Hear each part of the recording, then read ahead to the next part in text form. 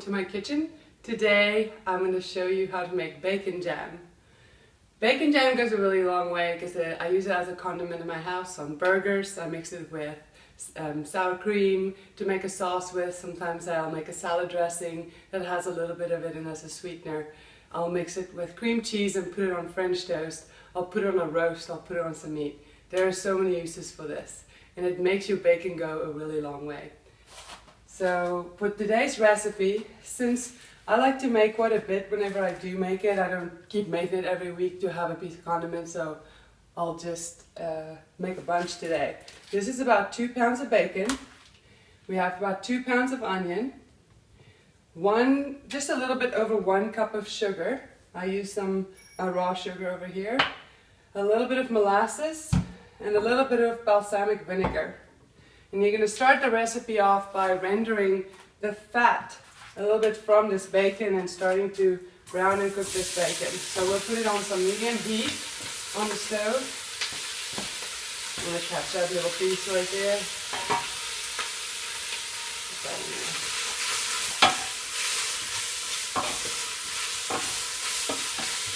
Alright, when this is in the middle of the browning process, I'll be right back. See you then. Welcome back. We're halfway through the cooking process of just rendering the fat from the bacon.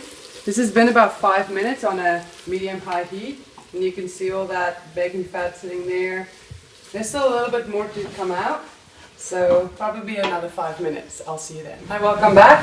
Most of the fat has been rendered out of this bacon, and I'm just transferring it over to a clean, just a dry bowl. Put the bacon in, because I like to savor the fat from this. It's extremely flavorful and makes great as popcorn and cauliflower mashed potatoes and so on and so forth. Anything you can put bacon fat on. Oh, excellent. All the fat is there. Here's my grease jar from the fridge. I'm just going to pour this in. Save my bacon fat.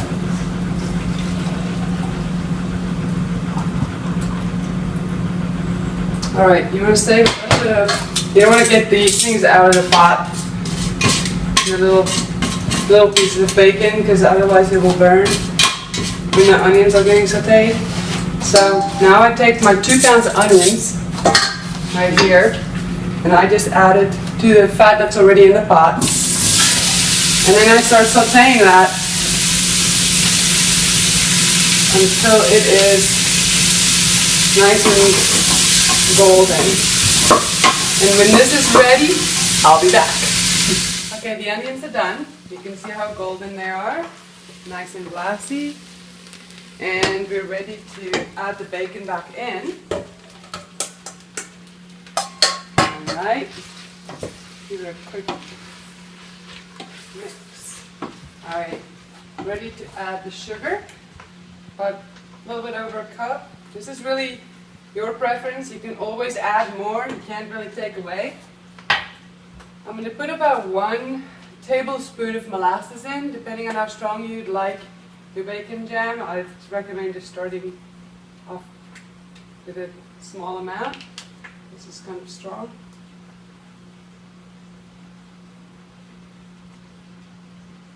Awesome. And about a 1/4 cup of balsamic vinegar, and this 1/4 cup is about 2 tablespoons, so 1, 2, and I'm going to mix all this up. I'm going to put it on nice and low, and after I'm done mixing all this up, the sugar melts kind of quickly, and it gives it a little bit of a sauce in here.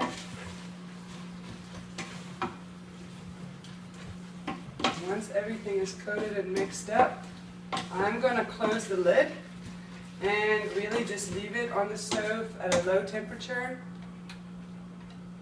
for about 45 minutes. And the reason for that is so that you can cook the bacon nice and soft. And it's easy to be blended up, purified in a food processor or with an immersion blender.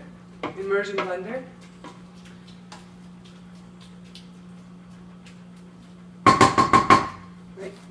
Closing up here, and that's sitting on the stove. And when 45 minutes are up, I'll be back. Alright, just make sure it's been simmering for about 40 minutes. You can see how nice and juicy that is. And we're actually going to liquefy it in this immersion blender. And this is about what it looks like.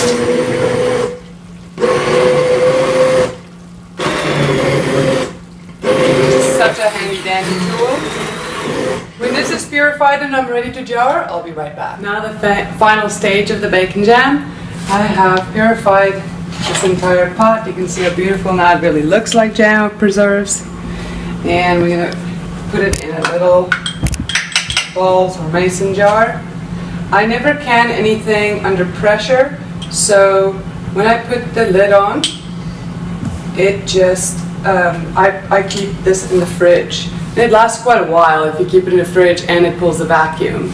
So I have this awesome degreasing product, H2 off, and I just like to clean off the top of this before I put the lid on so it can seal really nicely. Also wipe the inside of it off a little bit. I'll close that really tightly and I'll keep that in the fridge, and when it's in the fridge this little button will pull in. You can use this. This is one of my favorite condiments. I like to give it as presents, and this is one of my favorite little go-to things, specialties when I have people over for dinner. Smakelijk eten!